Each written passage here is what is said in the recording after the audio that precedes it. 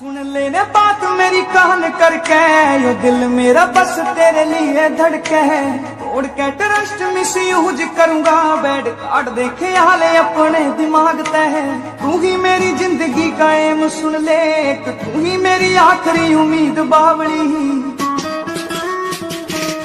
वो तेरा नाम मेरी हर एक सांस पे, तू मान या ना मान मेरी बात लाडली। तेरा नाम मेरी हर